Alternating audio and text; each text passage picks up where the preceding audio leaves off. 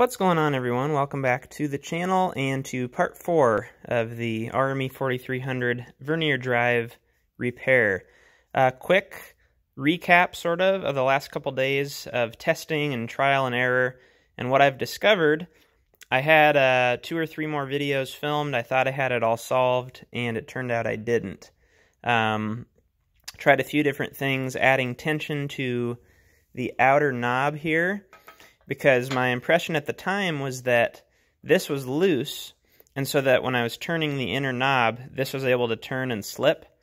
And so, for example, when I would hold on to this and turn the inner knob, it would work perfectly. So I added a fat, sort of a neoprene washer in here, and then pushed this in kind of hard and tightened it down on the shaft so that this was stiff but still moved. And then gave it a try, and it didn't work at all. And I'm thinking, what in the world? I thought I had it solved. So that was one thing. The other thing is I did some work on setting the backlash on our tuning capacitor shaft. That is something you want to do, but I'll go more into detail on that as we reassemble. I do think I've found the actual problem, and so I want to show you that now. Excuse me. And we're going to move on to how to fix it. So if you'll notice, there's this cork washer back in here. Let me flip the face over so you can see it better. This cork washer is glued in to the face here, and what this does is as you put the dial in, I think this does 2 things. This holds the dial centered so it doesn't have any up and down movement, which ours does, just from years of sitting in there and gravity. But also, it should fit tightly enough around this portion of the outer dial to keep it from spinning, which is what we were trying to do by adding a washer out here. The trouble with adding the washer out here is this puts so much tension on the tuning capacitor shaft that it was pulling on this inner portion. Let me show you that. It was pulling on this the other way. So this was being pulled back towards the shaft because I was pushing the shaft this way to tighten down on it and provide tension on this. The problem is we don't need this to turn when we're turning the inner shaft. We want this to stay still, but we do want that central portion to turn on the small ball bearings. And so if that has so much preload on it that it can't turn smoothly, that's defeating the whole purpose. So the difference will be, now we're going to get rid of that washer that I thought fixed things and move on to repairing this cork washer, which will provide tension to this outer dial so it can't turn left and right, but it's not providing in and out tension, which effectively is tensioning this inner portion that needs to spin. A little bit confusing. I hope I explained it somewhat well. So that's the goal for today. We are going to remove this washer. There's a couple different ways that we can go here. We can try and remove it very carefully, soak it in boiling water to sort of revive it and puff it back up so that it's functional. Or if you have the option to just make one of these, that might be what I'll recommend. So we'll see how easily it comes out, and I'll let you know. I'm just going to gently take a combination of a razor blade and a small flat screwdriver and try to pop this out, and we'll see what happens. Here's about how well that worked, which I anticipated. It did break right away because it's very dry and brittle. It's been in there a long time. But that's okay. That tells us that we're on the right track. If this was in great condition, I would be questioning things. So I got that out. Next thing is just to clean this up a little bit. Not exactly sure what I'll use, but I don't want to damage the face. I just want to kind of clean this up so that it's a nice surface for our new gasket to go in. Alright, here are the makings of my new gasket so far. I've spent quite a bit of time fitting this properly. What I did is took 2 layers of cork sheet over there, cut them out pretty close to size, glued them together, and now I've just been fitting the 2 pieces together. So I've got the outside pretty close. It's a nice tight fit. I haven't glued it yet. and because it's kind of squeezed in there tightly, now it's a little bit too tight on the knob. I can't quite get it in. So what I'm going to do is continue with some 220 grit and just clean this up. I do want it to be a pretty snug fit at first because I think it'll wear in with use. And our main purpose here is for the 75-to-1 dial to work smoothly. And this can be tight because you're going to grab onto this and turn it manually. So I'll keep fitting and show you once I've got it done. Okay, we're all fit up. Things are looking really good. It turns with some resistance, and I'll show you that once the glue dries. But I've got it super glued in place. We're going to let that dry for maybe an hour or two. It doesn't take long on the super glue. And I'll show you the fit and how to get everything back on the radio. There's a little bit of a process, but not too bad to get this reinstalled. You may have may have also noticed that I removed the plexiglass because I was starting to have some scratching on the dial face, and so I went up to the local hardware store and had them cut a new piece. The only exception is that there's a rounded portion that needs to be cut out, and I'm not exactly sure how I'm going to do that, but if I figure it out, I'll let you know. So, reassembly, we're going to set our assembled vernier aside for now. Take our front panel.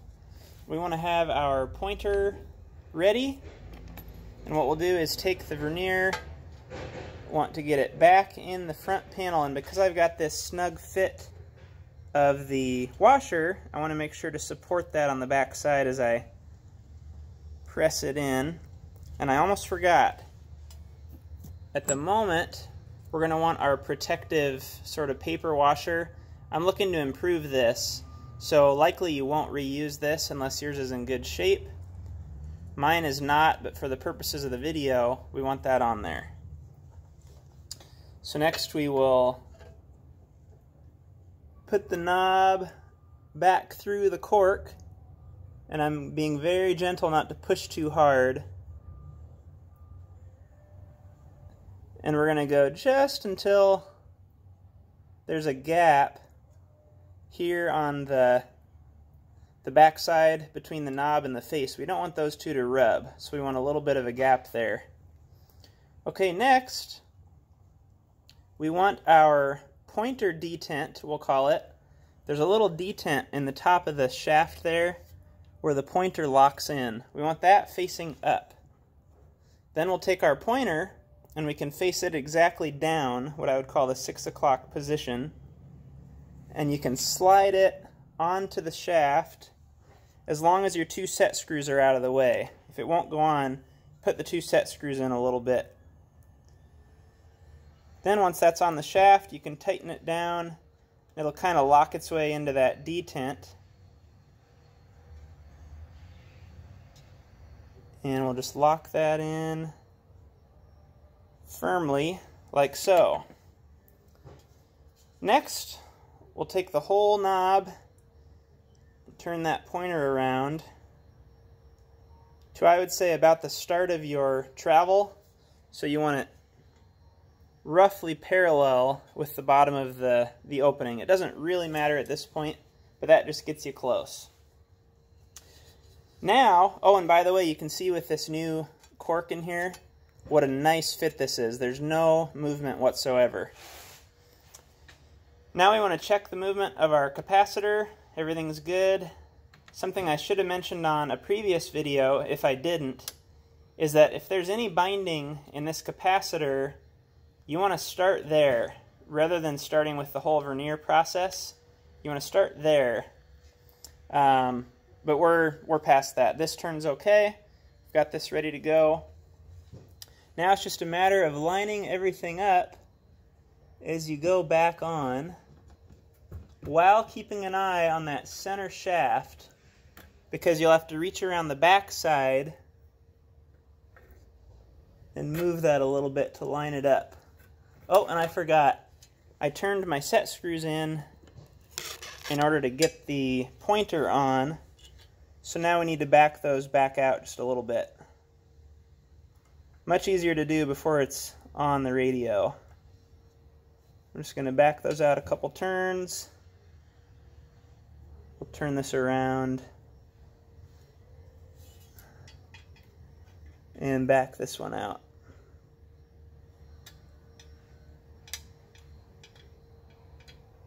Much better.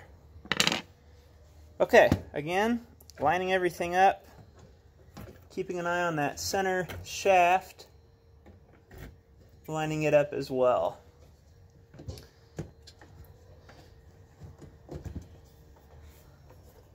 This is easier with the front part of the radio hanging off the table, which I mentioned during disassembly. Okay, so now we're going to take a couple of our Phillips screws for the faceplate mounting and put those in. You can put all 4 in or just put 2 diagonal, whatever you can do to get those in quickly, since it's kind of heavy to hold on to.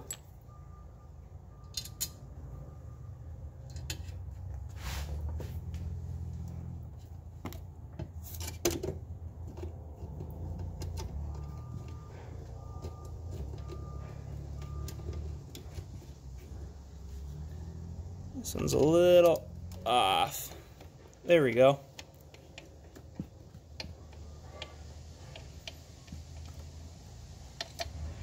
Okay.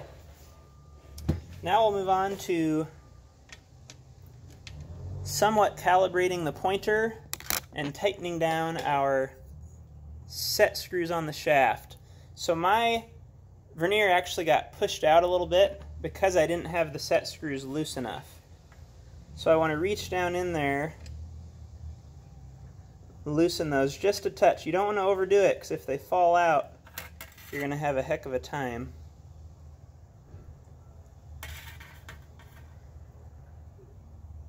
Just loosening those a little bit, and it should sit down on the shaft. Still too tight.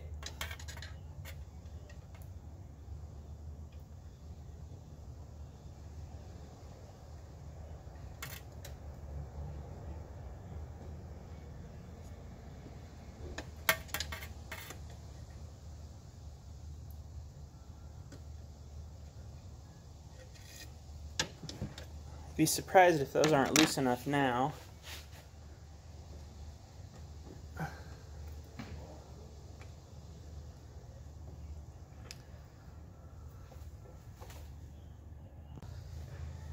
There we go. I was catching a little bit of a burr and I couldn't get it down, but with a little bit of twisting and light pressure, it did go down.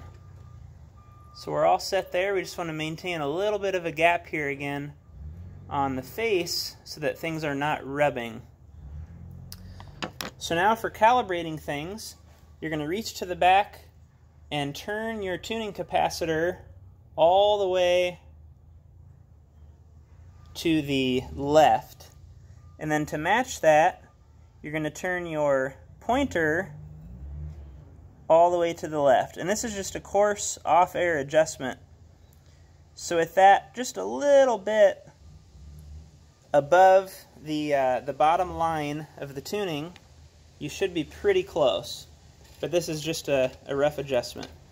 Then we can reach in, and we're ready to tighten one of the screws. The last thing you want to do is set just a slight gap between the 2 tuning shafts, and I'll show you that. Right here, we're able to move this because we're not locked in yet.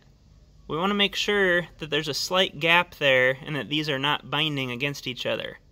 So I'm going to move that out before I tighten these 2 screws down in here.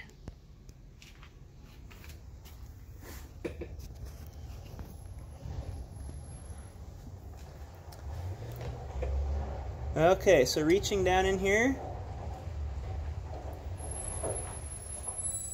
I've got 1 screw tight. And we're going to turn it all the way to this side and tighten the other screw.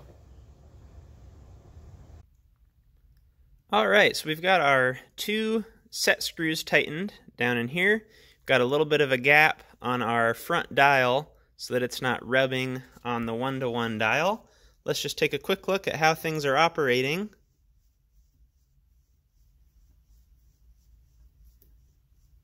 Looks like we have pretty good movement there. We'll go back the other way. Pretty good movement there. Let's skip to another portion of the band. We'll go way up here. I like that the 1-to-1 is tight. It will get a little bit more loose with usage, I'm assuming, but I like that it locks into where you're going, where before it was so sloppy and loose, you would have to be really careful to move it right where you wanted it, where now it's solid. I can just quickly go to where I want and it'll stay there when I let go, and then we can fine-tune in on what we're listening to. So, seems to be a confirmed repair. We'll know once we get it on the air and we can really listen to things. So I'm going to get my new plexiglass in place and then put all my knobs back on. The knobs should pretty much just go on one way for those that are not an infinite adjustment. So like our AF gain, for example, it has a stop. So we'll just put our pointer to where the stop is. The ones that are infinite, you kind of have the option if you want to look up how to properly mesh these and line them up properly, or if you just want to know where the adjustment is and just remember that for future. Or in my brief experience with this receiver, the BFO pitch and the calibrate are the two that I use the most, as well as the antenna trim, and I'm just tuning those based on listening. I don't really care where the pointer is. So anyway, we'll get it back together and on the air, so stay tuned. Alright, knobs are on and calibrated where it matters. One last thing we're going to add before putting this thing back in the cabinet, I hope, is this split shaft lock collar. Reason being is we need to have a gap, as I've mentioned, between the shaft and the tuning capacitor there. We want to make sure that right here is not binding. And the problem is, the only thing keeping that from moving backwards is the space up here. So as I'm turning this, it almost is threading itself into that cork and pushing this direction. There is already a locking shaft collar here that keeps things from moving that way, but there's nothing to keep things from moving back. And so this is a 1/4 inch shaft. I went to the hardware store, picked up a 1/4 inch collar. The reason it needs to be split is without taking everything apart, including the dial face, there's no way to get a non-split collar on. But now we can put it on once it's totally assembled. So I'm going to do that. Ideally, I would have remembered to put a thrust washer in place, which I actually purchased. I got myself a little bronze thrust washer, but I forgot to put it on. And so hopefully this is fine. There's not a lot of force that direction. It's just going to rub slightly on this bracket, but that should be no big deal. So anyway, we'll get this on, make sure our gap is good, put it in the cabinet, and give it a try. Alright, we are in the cabinet, all reassembled. I love a radio with a hood. So cool to be able to look inside. Similar to the S40A up there. Maybe we'll do a video on that in the future. Okay, I have not tested this yet, so what you're seeing is exactly what I'm seeing.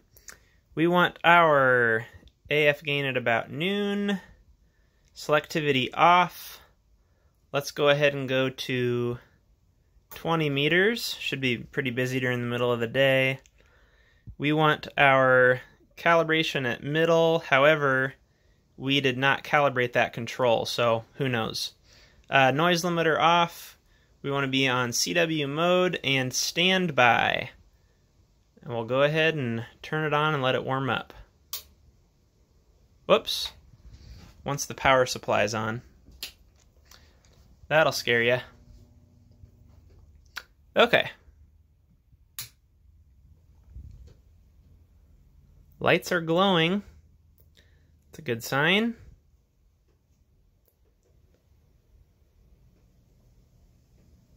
Starting to hear a little static, but we are on standby. I want my RF gain kind of low. We're going to use this as our volume. We want our AF gain a little bit higher because we're using that to receive the most signal possible. I'm going to turn this down just in case it's real loud. And we'll go over to receive.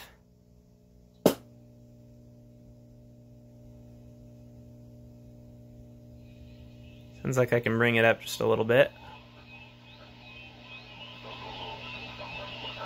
Okay, so what we're going to do is we'll go ahead with a fast scan on our 1-to-1 and find a signal.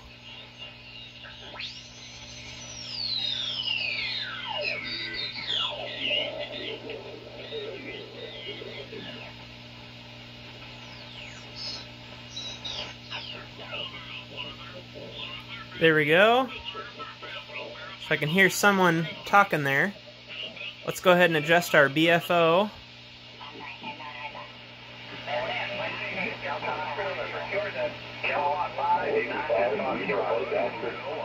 Kilo 5 station. Kilo 5 Uniform Foxtrot. You're 5-9 in Mississippi. Over. Let's try antenna trim. 5 Uniform Foxtrot. I got you at 59 here in the Park Kilo 1960 and Park Kilo 4239 Northwest Ohio. Here south and I'm on your counter. They're 5-9 in Mississippi. Over.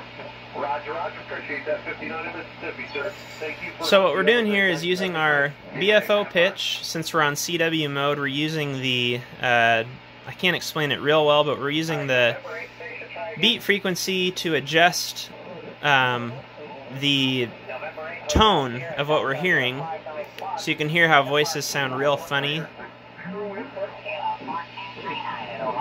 as I move that. We're going to use our calibrate control for fine tuning.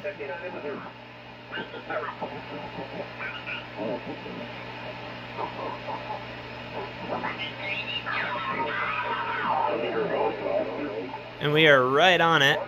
And then I'm going to use our fine tuning, and we'll see what else we can hear.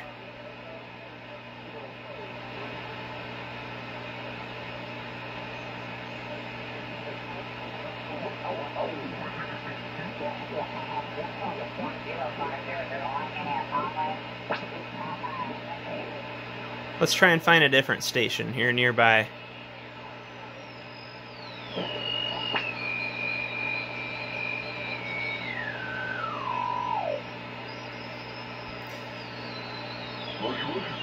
Oh.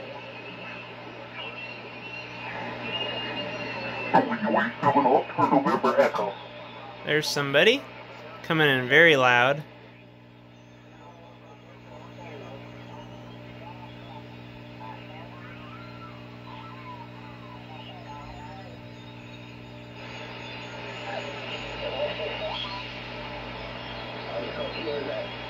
There's a QRZ call.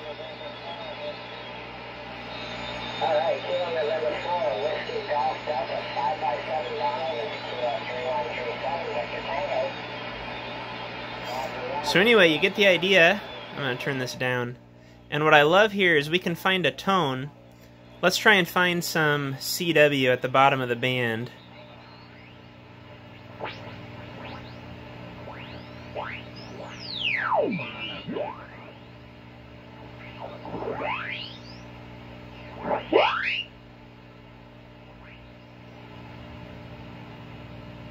I can't even think of where 20 meter CW is.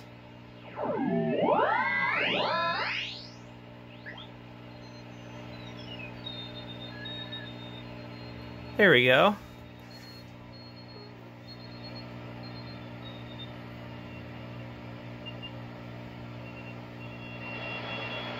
Let's go ahead and adjust our pitch there. And what I like with the on-air test is we're able to find a tone and then move our fine-tuning adjustment to ensure that that tone is changing. So I'll let you listen to that here.